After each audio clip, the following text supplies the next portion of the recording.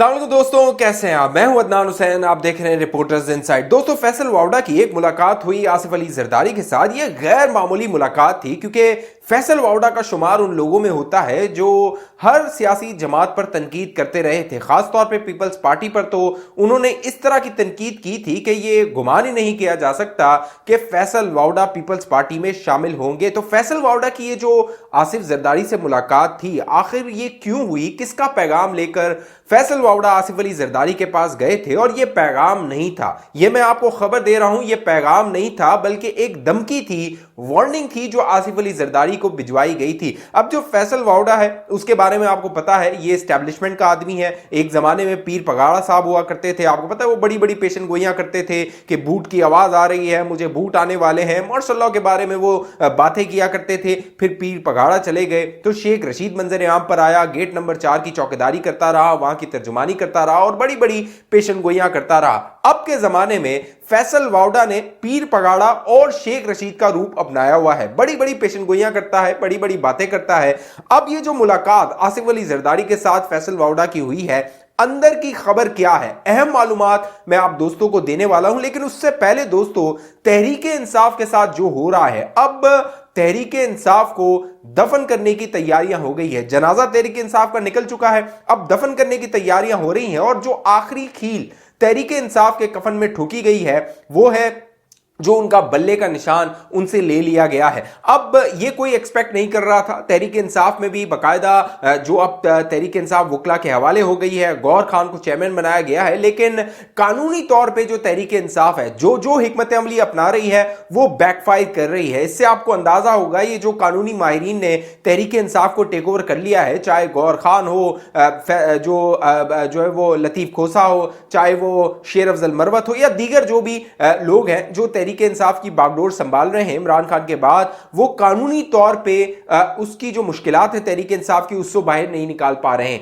अब मामला ये हुआ है कि तहरीक इंसाफ का जो बल्ले का निशान था, बाकायदा जो पिशावर हाईकोर्ट थी उसने हुक्म दिया था, क्योंकि तहरीक इंसाफ चली गई थी पिशावर हाईकोर्ट, वहां पे उन्होंने इस्तदा की थी कि इलेक्शन कमीशन ऑफ पाकिस्तान को हतमी फैसले से रोका जाए। फिर जो पिशावर हाईकोर्ट थी उसने इलेक्शन कमीशन को डायरेक्शन दी। बाद में जो तहरीक इंसाफ थी वो चली गई कि जो फैसला है उसको सुनाया जाए, क्योंकि इस फैसले पर मुनहसर था कि आगे जो तहरीक इंसाफ की सियासी हिकमत अमली होगी वो क्या होगी। फिर 24 जो दिसंबर है उसकी तारीख दी गई और इलेक्शन कमीशन ऑफ पाकिस्तान ने 11 सफात पर मुश्तमिल एक फैसला सुना दिया। और अब जो तहरीक इंसाफ है उससे बल्ले का निशान लिया जा चुका है। तो ये बल्ले का निशान जो अब लावारिस हो चुका है, ये किस पार्टी को मिलने जा रहा है ये भी मैं आपको बताने वाला हूं। लेकिन जो अब तहरीक इंसाफ के अंदर जो कह लीजिए लॉयर्स माइंड है, वकला के जो जहन है, वो अब कोई कंफ्यूजन का शिकार है। वो कोई फैसला नहीं कर पा रहे कि आखिर इलेक्शन कमीशन ऑफ पाकिस्तान के फैसले को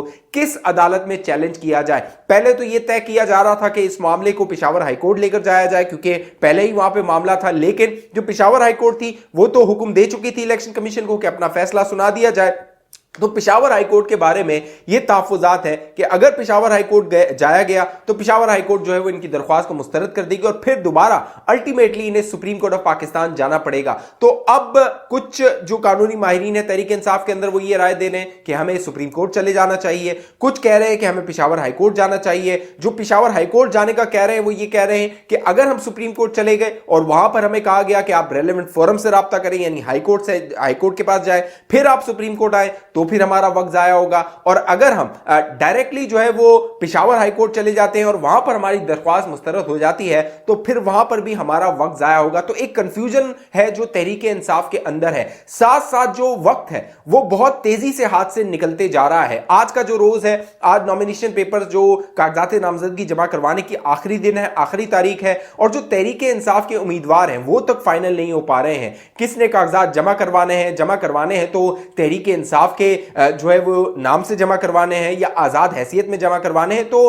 तहरीक इंसाफ के अंदर, क्योंकि पहले ही कहा जा रहा था कि अगर इमरान खान किसी सियासी बंदे को अपनी जगह जो है वो नामजद कर देता तो शायद ये जो कंफ्यूजन है और मुश्किलात हैं, जो बड़े बड़े सियासी फैसले लेने हैं, इसमें तहरीक इंसाफ को मुश्किलात का सामना नहीं करना पड़ता। लेकिन अब इन वकला को इन मुश्किलात का सामना करना पड़ रहा है। अब जो बड़ा चैलेंज तहरीक इंसाफ के लिए है, पहले तो इन्होंने ये फैसला किया है, अब पहले तो इन्होंने ये फैसला करना है कि पिशावर हाईकोर्ट जाना है या सुप्रीम कोर्ट जाना है। सुप्रीम कोर्ट से क्योंकि अब कई फैसले हैं जो तहरीक इंसाफ के हक में आ रहे हैं। गुज़िश्ता दिनों जो जमानत का फैसला आया इमरान खान और शाह महमूद कुरैशी के हक में, उसके बाद अब एक उम्मीद जागी है तहरीक इंसाफ के अंदर कि शायद हमें सुप्रीम कोर्ट ऑफ पाकिस्तान से रिलीफ मिल जाए।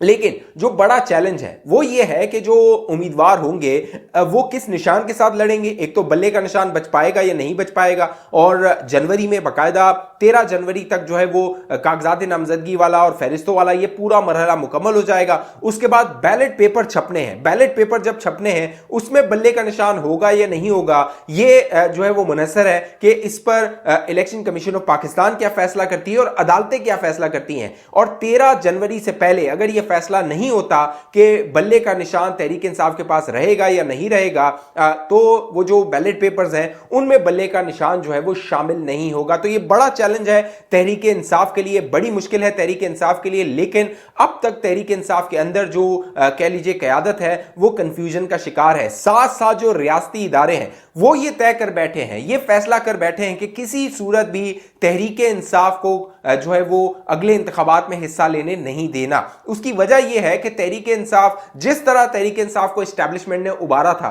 2011 के बाद, चाहे जनरल पाशा हो उसने जलसे करवाए, फिर 2013 के लिए तहरीक इंसाफ को तैयार किया जा रहा था, फिर 13 में जो है वो ये फैसला किया गया नहीं अभी जो है वो इतनी जल्दी जो है वो इक़्तिदार इमरान खान को नहीं देना। फिर जो है वो 2018 में आगे जो मामला था इमरान खान को वज़ीर आज़म बनाने का, उस प्लान को एस्टैब्लिशमेंट आगे लेकर चली और इमरान खान को वज़ीर आज़म बना दिया गया। लेकिन उसके बाद मामला क्या हुआ, इमरान खान उन्हीं के गले पड़ गया। लिहाजा अब यह फैसला किया गया एस्टैब्लिशमेंट की जानिब से कि इमरान खान को उसकी जो सियासी हैसियत और सियासी औकात है वो दिखाई जाएगी। अब एक पॉपुलैरिटी जो होती है, मकबूलियत होती है, वो एक चीज होती है और जो कबूलियत होती है वो दूसरी चीज होती है। और साथ साथ अगर आप अवाम में मकबूल हैं तो इसका यह मतलब नहीं है कि आप हुकूमत बना सकते हैं। यहां पे बहुत सारे अदाकार, बहुत सारे फनकार भी अवाम में बहुत पजीराई होती है, बहुत मकबूल होते हैं, तो इसका मतलब ये नहीं होता कि वो आएंगे, उन्हें लोग वोट दे देंगे और वो जो है वो हुक्मरान बन जाएंगे।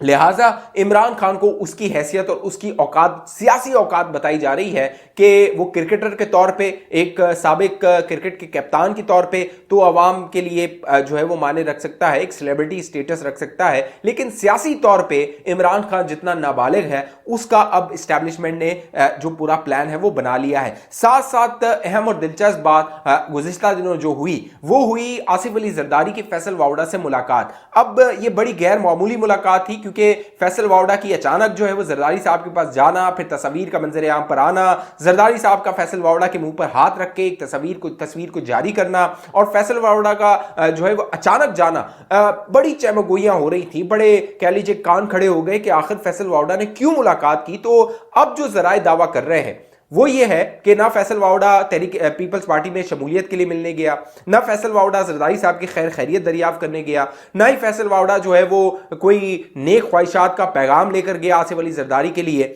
अब जो जराए दावा कर रहे हैं वो ये है कि फैसल वावड़ा आसिफ अली जरदारी को वार्न करने गया था। वार्न इसलिए करने गया था कि जो एस्टैब्लिशमेंट है उसने एक चेस बोर्ड पे एक पूरा सियासी प्लान बनाया हुआ है। मुस्तकबिल का एक जो पूरा जायचा है, पूरी जो प्लानिंग है वो एस्टैब्लिशमेंट ने की हुई है। और दूसरी जानिब जो आसिफ अली जरदारी हैं वो अपनी जो सियासी चालें हैं वो चल रहे हैं। तो जो ये पैगाम है फैसल वावड़ा की जानिब से पहुंचाया गया आसिफ अली जरदारी को कि जो एस्टैब्लिशमेंट है वो उनसे खुश नहीं है। वो खुश इसलिए नहीं है कि गुज़िश्ता दिनों जो बलूचिस्तान में, क्योंकि तय ये हो रहा था कि जो शायद नवाज शरीफ साहब जो है वो वहां पर अगली हुकूमत बना लेंगे, और इस हवाले से जो हिलजुल थी वो भी हमें नजर आ रही थी कि नवाज शरीफ साहब बलूचिस्तान गए थे, वहां उन्होंने इलेक्टेबल से मुलाकात की थी, कई जो बलूचिस्तान अवामी पार्टी के रहनुमा थे उन्होंने नून लीग में शमूलियत इख्तियार की थी। और बज़ाहिर ये नजर आ रहा था, जो ऑप्टिक्स बता रहे थे कि अगली हुकूमत बलूचिस्तान में नून लीग की होगी, जिस तरह 2018 के बाद जो है वो वहां पर हुकूमत 2013 के बाद जो है वो वहां पर हुकूमत बनी थी। लेकिन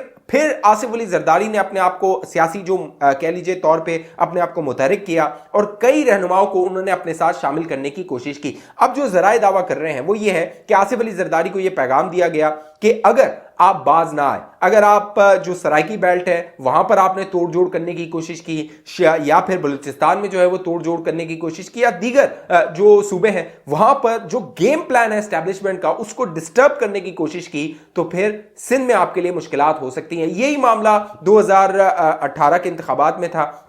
जो सिंध था वहां पर बाकायदा एक अलायंस बनाया गया था GDA का, MQM का और दीगर पार्टीज का, और कोशिश ये की गई थी कि पीपल्स पार्टी को बैकफुट पे डाला जाए। और वो जो अलायंस बनाया गया था उससे एस्टेब्लिशमेंट ने आसिफ जरदारी को काबू किया था और आखिर में आसिफ अली जरदारी के या पीपल्स पार्टी के सिंध हवाले कर दिया था। अब की बार ये पैगाम दिया गया है कि हमारा जो गेम प्लान है उसको आपने डिस्टर्ब नहीं करना, उस पर आपने मदाखलत नहीं करनी, हम जो करने जा रहे हैं हमें करने दिया जाए। इससे पहले आसिफ अली जरदारी ने बिलावल भुट्टो के खिलाफ कुछ बयानात दे के एस्टैब्लिशमेंट को पैगाम देने की कोशिश की थी कि जो है वो पीपल्स पार्टी के मैं फैसले करूंगा, मैं यहां पर कह लीजिए ड्राइविंग सीट पे हूं, जो बिलावल भुट्टो जरदारी है वो बच्चा है, वो अभी सीख रहा है, उसको भी जो टिकट देना है वो मैंने देना है, लिहाजा अगर आपने डील करनी है तो मेरे साथ करनी है। लेकिन अब फैसल वावड़ा का आसिफ अली जरदारी के पास जाना और ये तस्वीर का मंजर आम पर आना, और जो पीपल्स पार्टी है उसकी जानिब से ये जो तस्वीर जिसमें आसिफ अली जरदारी फैसल वावड़ा के मुंह पर हाथ रख रहे हैं, प्यार कर रहे हैं बच्चे के तौर पे,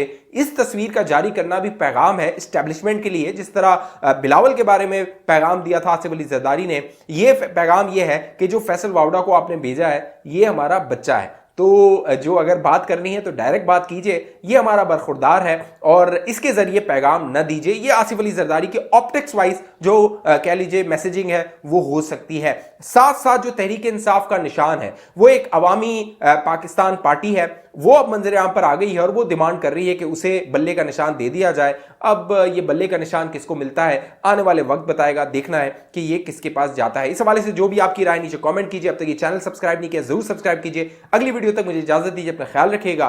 पाकिस्तान जिंदाबाद।